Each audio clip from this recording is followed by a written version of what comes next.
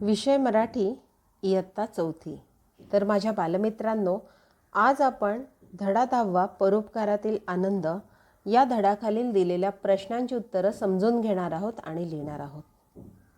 तो मेरे प्यारे बच्चों, आज मराठी विषय में हम लिखने जा रहे हैं परोपकारातील आनंद ये पाठ में दिए हुए प्रश्नों के जवाब. चला तर मग करूया सुरुवात. परोपकारातील आनंद प्रश्न उत्तरे. तर सगळ्यांनी पुस्तकाचं पाठ्यपुस्तकातील पान क्रमांक 52 उघडायचं आहे. आता पहिले 3 प्रश्न बघा.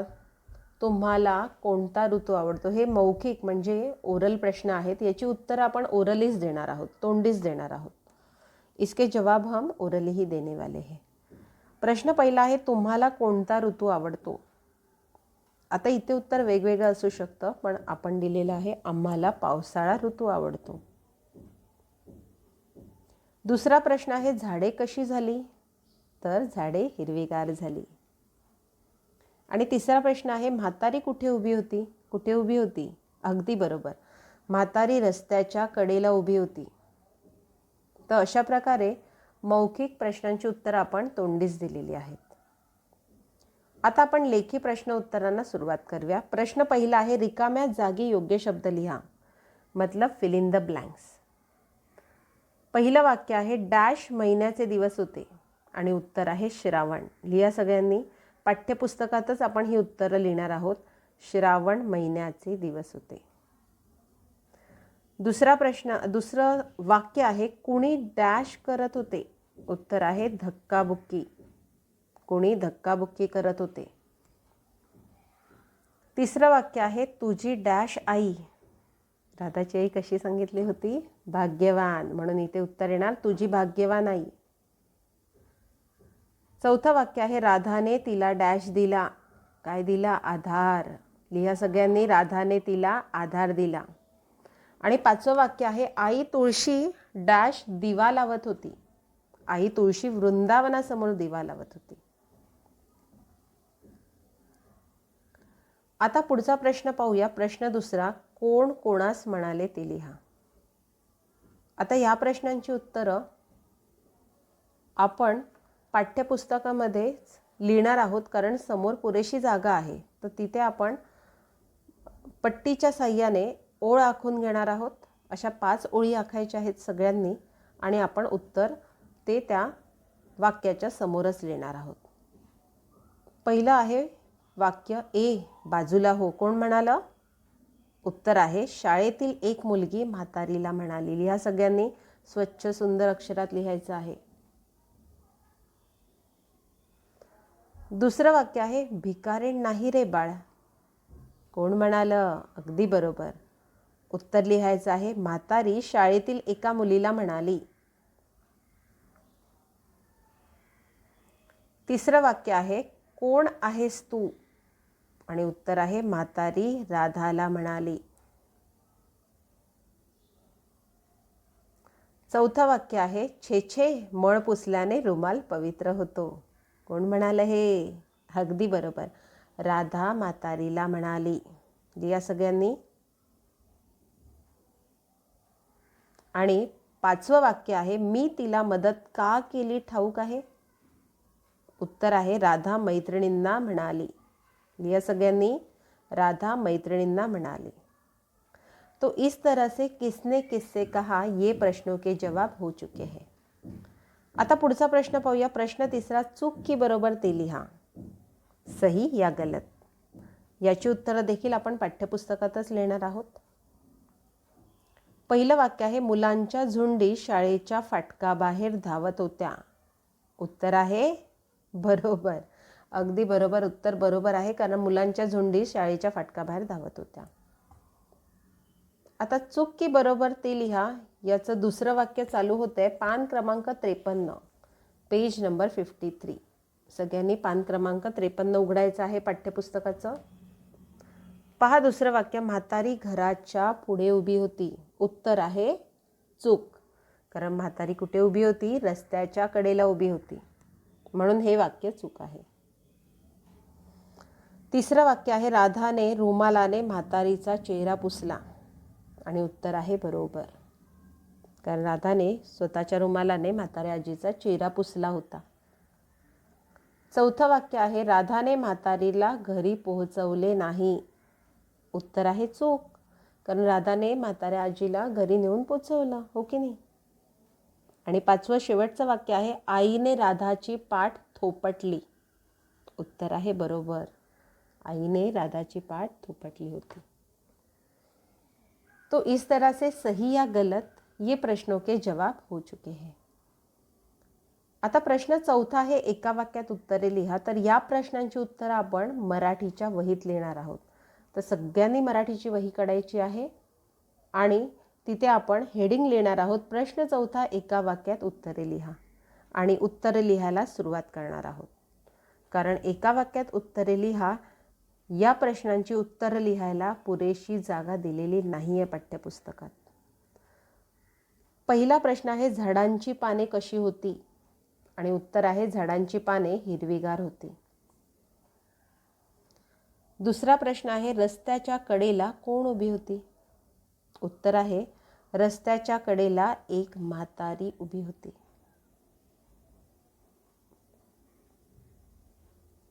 तिसरा प्रश्न आहे, म्हातारीच्या अंगावर काय उडले? आणि उत्तर आहे, रस्त्यावरील चिखलाचे शिंतोडे म्हातारीच्या अंगावर उडले. चौथा प्रश्न आहे, राधा म्हातारीला कुठे घेऊन गेली? उत्तर आहे, राधा म्हातारीला घरी घेऊन गेली. आणि पाचवा शेवटचा प्रश्न आहे एका वाक्यात उत्तर मधला, की म्हातारीत राधाला कोण दिसली? उत्तर आहे, म्हातारीत राधाला स्वतःची आई दिसली. प्रश्न पाचवा, थोडक्यात उत्तरे लिहा. तर या प्रश्नाची उत्तरं देखील आपण लिहिणार आहोत मराठीच्या वहीमध्ये, स्वच्छ आणि सुंदर अक्षरात. पाहूया पहिला प्रश्न, राधाने रस्त्याच्या कडेला काय पाहिले? आणि उत्तर आहे, राधाने रस्त्याच्या कडेला चेहऱ्यावर सुरकुत्या पडलेल्या तसेच पावसाने भिजून थरथर कापणाऱ्या अशक्त म्हातारीला बराच वेळ उभे असलेले पाहिले. आता प्रश्न दुसरा आहे, राधाने म्हातारीला कशी मदत केली? आणि उत्तर आहे, राधाने खाली कोसळणाऱ्या म्हातारीला आधार दिला, तसेच स्वतःच्या रुमालाने म्हातारीच्या चेहऱ्यावरील चिखलाचे शिंतोडे पुसले व म्हातारीला तिच्या घरी पोचविले. आणि आता तिसरा प्रश्न आहे, मदत करण्याचे कोणते कारण राधाने मैत्रिणींना सांगितले? आणि उत्तर आहे, काही वर्षांनी मी मोठी झाल्यावर माझी आई म्हातारी होईल. कदाचित त्यावेळी मी तिच्याजवळ नसेन. तेव्हा कोणीतरी तिला मदत करावी असं मला वाटतं. त्या म्हातारीत मला माझी आईच दिसली म्हणून मी तिला मदत केली असं राधाने मैत्रिणींना सांगितले. तर बाळांनो, थोडक्यात उत्तरे लिहा या प्रश्नांची उत्तरं लिहून आपली पूर्ण झालेली आहेत. आता आपण पुढचा प्रश्न पाहणार आहोत. प्रश्न 6वा, शब्द शुद्ध करून लिहा. आता या प्रश्नाची उत्तर आपण पान क्रमांक 53 म्हणजे पेज नंबर 53 वरच लिहिणार आहोत पाठ्यपुस्तकात, कारण इथे आपल्याला जागा दिलेली आहे उत्तरं लिहायला. पहिला शब्द बघा, रिमझिमत. आता इथे रची जी मात्रा दिलेली आहे ती आहे दीर्घ आणि आपल्याला अपेक्षित आहे रस्व, म्हणजे पहिली री काढायची आहे. तर आपण शब्द शुद्ध करून लिहत आहोत, रिमझिमत, रस्वरी. दुसरा शब्द आहे कोणीतरी. आता इथे णीची मात्रा आपल्याला रस्व दिलेली आहे, पण आपल्याला अपेक्षित आहे दीर्घणी, म्हणून आपण शब्द शुद्ध करून लिहिलेला आहे पुढे कोणीतरी, दीर्घणी. आता तिसरा शब्द आहे भाग्यवान. आता इथे बाणातला न वापरलेला आहे, पण आपल्याला अपेक्षित आहे नळातला न, म्हणून आपण शब्द शुद्ध करून लिहिलेला आहे भाग्यवान. पुढचा शब्द आहे दिवा. आता इथे दी हा दीर्घ दी दिलेला आहे आपल्याला, म्हणजे दुसरा दी काढलेला आहे, पण अपेक्षित आहे रस्व दी म्हणजे पहिला दी. मग आपण लिहिणार आहोत दिवा, रस्व दी. पहिला दी. पुढचा शब्द आहे अशक्त. आता इथे षटकोनातला श वापरलेला आहे, पण आपल्याला अपेक्षित आहे शहामृगातला श, म्हणून आपण शुद्ध करून लिहिलेला आहे अशक्त. पुढचा शब्द आहे मलेल. आता इथे लच्या ऐवजी काय हवं आहे आपल्याला? ळ हवं आहे. ळ, बाळातला ळ, कारण तो शब्द आहे मळेल. लिहा सगळ्यांनी. पुढचा शब्द आहे पाण्यात. आता इथे नळातला न नसून आपल्याला पाण्यातला न हवा आहे, म्हणून आपण शुद्ध करून लिहिलेला आहे पाण्यात. आणि शेवटचा शब्द आहे धुवून. आता इथे धच्या खाली दिलेला जो उकार आहे तो आपल्याला हवा आहे ऱ्हस्व उकार. ओके, पहिला उकार, म्हणून आपण इथे लिहिलेला आहे शब्द शुद्ध करून धुवून. अशा प्रकारे शब्द शुद्ध करून लिहा. या प्रश्नांची उत्तरे लिहून पूर्ण झालेली आहेत. पुढचा प्रश्न आहे 7वा, अर्थपूर्ण वाक्य बनवा. आता इथे आपल्याला जे शब्द दिलेले आहेत, जंबल्ड वर्ड्स दिलेले आहेत, ते आपल्याला व्यवस्थित करून त्या शब्दांची रचनांचा योग्य तो क्रम लावून अर्थपूर्ण वाक्य बनवायचं आहे. आता पहिलं वाक्य दिलेलं आहे अशक्त होती खोपती. तर आपण अर्थपूर्ण वाक्य बनवत आहोत. उत्तर आहे ती खूप अशक्त होती. दुसरं वाक्य आहे मिळाली मुलगी तिला गुणी तुझ्यासारखी. आणि आपण वाक्य बनवलेलं आहे तिला तुझ्यासारखी गुणी मुलगी मिळाली.